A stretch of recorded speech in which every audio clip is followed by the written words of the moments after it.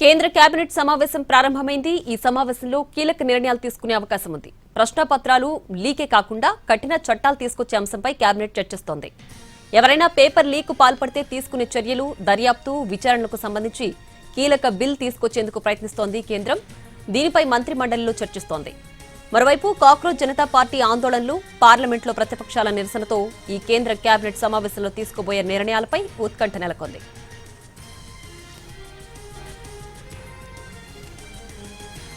ఇటక కేంద్ర కేబినెట్ సమావేశం ప్రారంభమైంది. దీనికి సంబంధించి పూర్తి డీటెయిల్స్ మా ప్రతినిధి రాజు లైవ్ లో అందిస్తారు. Raju, over to you. Thank you Priya. కేంద్ర కేబినెట్ సమావేశం ప్రధానమంత్రి నరేంద్ర మోడీ అధ్యక్షతన కొనసాగుతుంది.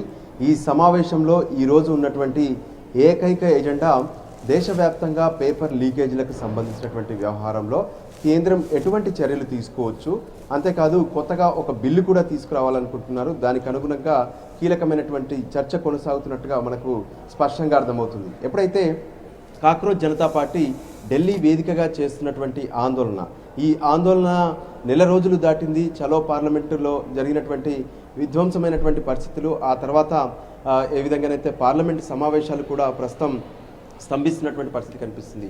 ఒకవైపు సీజేపీ ఆందోళన, మరోవైపు కాంగ్రెస్ పార్టీ కావచ్చు, ఇతర ప్రతిపక్ష నేతలు కూడా పార్లమెంట్లో పెద్ద ఎత్తున ఆందోళన చేస్తున్నారు.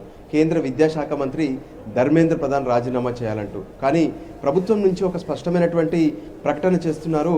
ఇక్కడ చేయాల్సింది రాజీనామా కాదు, సంస్కరణలతోనే విద్యా వ్యవస్థను మరింత బలోపేతం చేయగలుగుతామన్న విషయాన్ని స్పష్టం చేస్తున్నటువంటి పరిస్థితి ఉంది. అందులో భాగంగానే ఏదైతే నీట్ పేపర్ లీకేజీకి సంబంధించినటువంటి వ్యవహారంలో ధర్మేంద్ర ప్రధాన్ రాజీనామా చేయాలంటూ నిరాహార దీక్ష చేసినటువంటి సోనం వాంగ్చూక్ 26 రోజుల నిరాహార దీక్షను సైతం కేంద్ర ప్రభుత్వం విరమింపజేసింది, పలు దఫాలుగా చర్చలు జరిపి. సో ఈరోజు కేబినెట్ సమావేశానికి ముందే ప్రధానమంత్రి నరేంద్ర మోడీ ఒక వీడియో రిలీజ్ చేశారు నిన్న అర్ధరాత్రి. అంటే దేశంలో ఉన్నటువంటి యువత కోసం కేంద్ర ప్రభుత్వం పూర్తి స్థాయిలో కట్టుబడి ఉంది. సో ఖచ్చితంగా భవిష్యత్తులో పేపర్ లీక్ కాకుండా ఉండేందుకు కావాల్సినటువంటి చర్యల కోసం రేపటి క్యాబినెట్లో నిర్ణయం తీసుకోబోతున్నాము. యువత ఆందోళన పడాల్సినటువంటి అవసరం లేదనే విషయాన్ని కూడా స్పష్టం చేశారు. సో దాంట్లో భాగంగానే ప్రస్తుతం జరుగుతున్నటువంటి క్యాబినెట్ సమావేశంలో కీలకమైనటువంటి చర్చలు జరుగుతున్నాయి. అంటే పేపర్ లీక్ అంటేనే ఒంట్లో వణుకు పుట్టేలా కొన్ని కీలక నిర్ణయాలు తీసుకునేందుకు కేంద్రం సిద్ధమవుతుంది. ఎందుకంటే గత కొంతకాలంగా కూడా ఈ మధ్యకాలంలో జరుగుతున్నటువంటి పేపర్ లీకేజీలకు సంబంధించినటువంటి వ్యవహారంలో ఎవరైతే ఆ పేపర్ను తయారు చేసే దాంట్లో ఉంటారో, అంటే పేపర్ను కూర్చేటటువంటి పనుల్లో ఉంటారో వాళ్ళే, ప్రొఫెసర్లు కానీ టీచర్లు కానీ పేపర్ లీకేజ్కు పాల్పడుతున్నటువంటి పరిస్థితులు కనిపిస్తున్నాయి. మరోవైపు బయట ఉన్నటువంటి కొన్ని కోచింగ్ సెంటర్లు ఆ పేపర్లను తీసుకువెళ్ళి తమ విద్యార్థుల ద్వారా పరీక్షలు రాపిస్తున్నటువంటి పరిస్థితులు కూడా కనిపిస్తున్నాయి.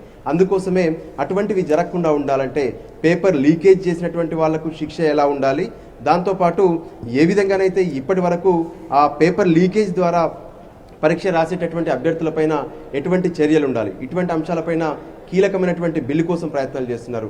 అదే సమయంలో ఈ కేసులు నమోదవుతున్నాయి కానీ వాటి పరిష్కారం కావట్లేదు, విచారణ కావట్లేదు అంటూ కూడా ఆందోళన వ్యక్తమవుతుంది.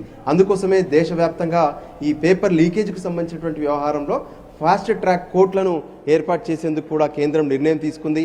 అందులో భాగంగా ఇప్పటికే ఢిల్లీలోనైతే Delhi high court Delhi fast track కోర్టును ఏర్పాటు చేస్తూ నోటిఫికేషన్ను కూడా విడుదల చేసింది. ఇక మరోవైపు సీజేపీ చేస్తున్నటువంటి ఆందోళనపైన కేంద్రం ఆందోళన సంబంధించినటువంటి విరమించేందుకు పూర్తి స్థాయిలో ప్రయత్నాలు చేస్తున్నారు.